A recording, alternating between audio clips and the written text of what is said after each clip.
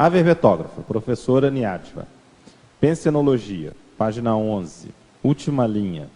Quais sugestões e dicas para a manutenção da autoconfiança perante as pressões holopensênicas que o inversor, principalmente jovem, sofre? Bom, essa questão da autoconfiança perante as pressões holopensênicas não é uma questão fácil. Por quê? Porque, assim, diariamente, todo tempo, né, desde que a gente nasce, nós estamos sujeitos a todo tipo de interação com as pessoas. E a partir do momento que isso acontece, nós estamos sujeitos às pressões sociais. Então, assim, muito do que a gente vai crescendo, que a gente vai interagindo, e quem nós somos é decorrente disso. Então, uma dica assim, para a gente ter essa autoconfiança é justamente você se posicionar e ter muita autopesquisa, no sentido de você conseguir entender o que eu realmente gosto. Né?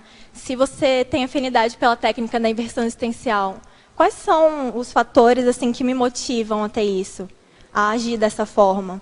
Então, assim, eu acho que a maior dica seria justamente a autopesquisa, porque a partir do momento que você se conhece, você consegue se posicionar perante qualquer tipo de grupo, né? Perante qualquer tipo de pressão. Então, por exemplo, se você está num grupo de amigos e todo mundo faz determinada coisa que você não gosta, que você não acha positivo, que aquele tipo de manifestação não é interessante para você, se você se posiciona, se você sabe a forma que você realmente pensa, isso não vai fazer diferença, porque você naturalmente já vai ter o seu posicionamento inicial. Acho que essa seria... Excelente. A gente vê também muito essa questão da pressão social. Historicamente se pensa, né, a sociedade, os pais, as pessoas mais velhas, mas há muita pressão social entre os pares, né, ou seja, os outros jovens.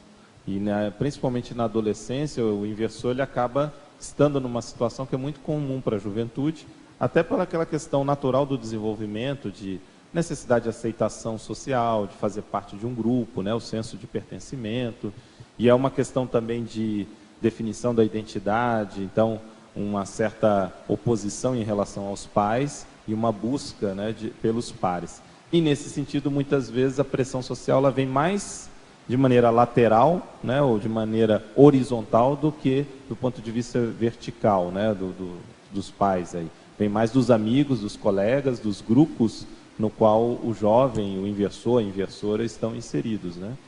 Hoje, por exemplo, muito a questão de drogas, né? Seja maconha, seja até drogas mais pesadas, muitos jovens acabam tendo uma pressão muito grande de fazer parte disso, ou tatuagem, né? E outros elementos para que tenha uma certa aceitação. A questão que eu acho mais importante nisso é porque, assim, como eu estava falando antes, né, desde que a gente nasce, a gente tem essa constante influência. Né, e como você estava falando, não é uma coisa fácil você se posicionar.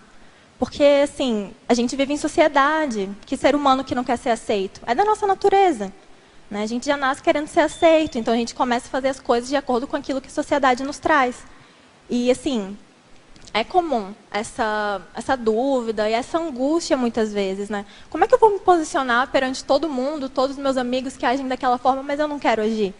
Não é uma coisa fácil, mas como eu estava falando antes, a partir do momento que você se conhece, que você consegue definir, essas são as minhas prioridades, essas são as minhas vontades, de fato, não porque as outras pessoas estão falando, né? Ou porque alguém está te influenciando daquela determinada maneira. Eu acho que você foi no ponto, já lhe passo, Paulo, você foi no ponto quando você falou a questão do posicionamento. Né? Quer dizer, o jovem já, desde cedo, já pensar sobre isso de maneira consciente, autolúcida, o que é se posicionar, não é? Isso é muito sério. Porque às vezes tem muito aquela tendência de ser rebelde, né? De ir contra as regras e tudo, até numa questão, como eu falei, de vamos dizer assim, se autoafirmar, né? O processo da identidade entra muito por essa autoafirmação e acaba, na verdade, sendo mais do mesmo, fazendo o que todo mundo está fazendo. E não você tem uma ilusão de identidade ou de autoafirmação.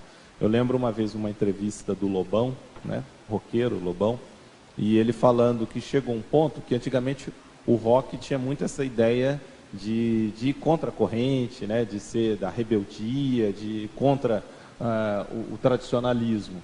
Então, até a maneira de se vestir, quer dizer, tem toda vamos dizer assim, uma identificação. E chegou num ponto que isso foi tão industrializado que virou um padrão.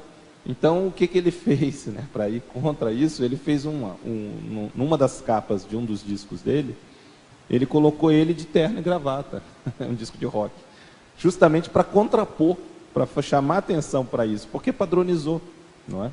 Eu não estou querendo aqui utilizar rock como referência de lucidez, não. Só estou falando dessa questão de como as pessoas acabam entrando e ficam, vamos assim, o rebanho, né? Mesmo naquilo que seria a pretensa rebeldia e questionamento, acaba entrando nisso, né? Eu acho que cabe assim também aos jovens em geral, né? Eu também me coloco nisso porque eu também sou jovem. Então, assim, essa rebeldia, por que eu tenho essa constante necessidade de ser rebelde, de agir de forma assim que eu estou indo contra o que os meus pais estão falando? Não, assim, eu não estou falando que a gente tem toda hora que falar ok para tudo que os nossos pais falam. Não. Eu acho que o ideal seria a gente agir de maneira crítica, né? E você parar para refletir acerca do que está sendo mostrado para você, do que está sendo apresentado. E isso não significa você ser rebelde, não significa você querer se posicionar, colocar o pé no chão, assim, não é isso e pronto.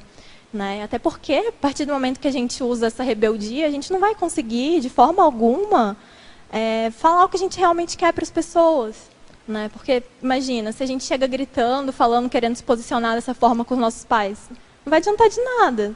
Por quê? Porque eles só não vai, por exemplo, te deixar mais para baixo ainda, porque você está querendo ser um exemplo, está querendo colocar sua posição, mas de uma forma mais grosseira. Então, assim, usando a calma, tranquilidade, conseguindo ser uma pessoa mais pacífica até nessas relações, aí você consegue se entender melhor, consegue entender por que essa minha necessidade de estar agindo sempre dessa maneira.